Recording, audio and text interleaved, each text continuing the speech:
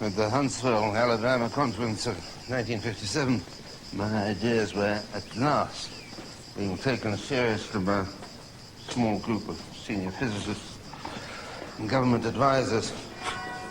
But by then, of course, it was too late.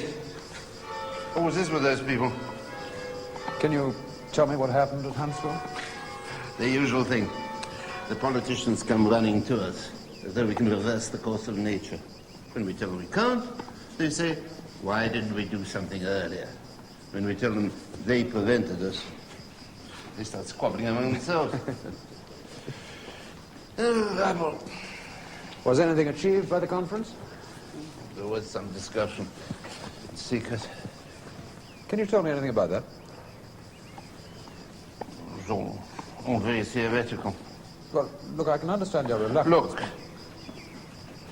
all I'm prepared to say is there were three alternatives for discussion. The first two were crazy. We forget about them.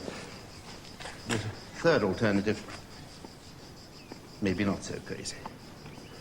But I don't know whether anything was ever done about it. Can you tell me what it was? At the time that interview was filmed, Carl Gerstein refused to say anything further about Alternative 3. In the second part of this special program, we shall show you how we uncovered that information for ourselves. We'll also be bringing you a remarkable interview with former astronaut Bob Grodin, filmed in secret at his hideaway in New England. Stay with us then.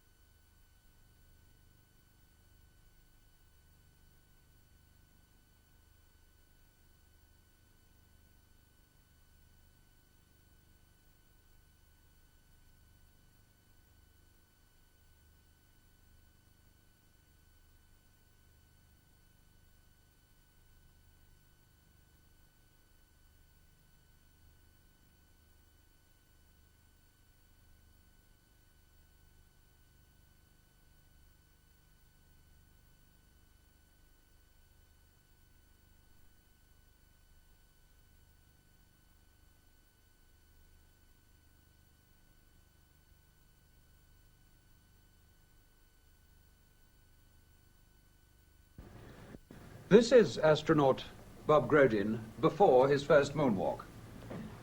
More than one of the men who were part of that first Apollo program found it difficult to readjust to life back on Earth, but no one more so than this man.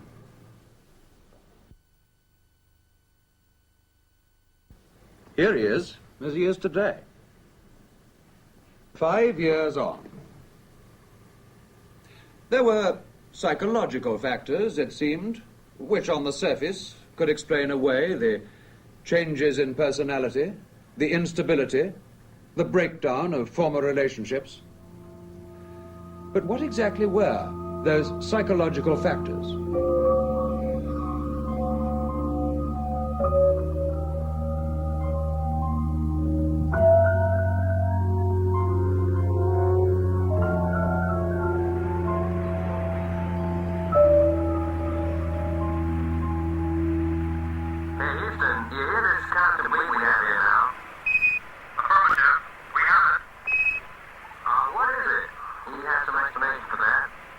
We have none. Don't worry.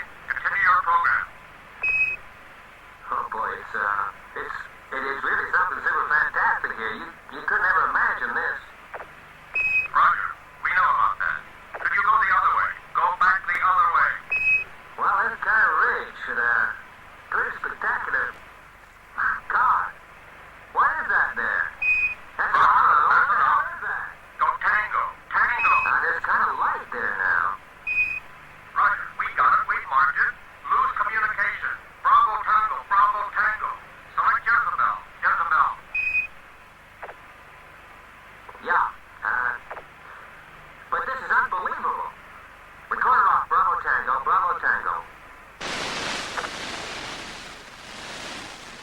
Bravo Tango, Jezebel.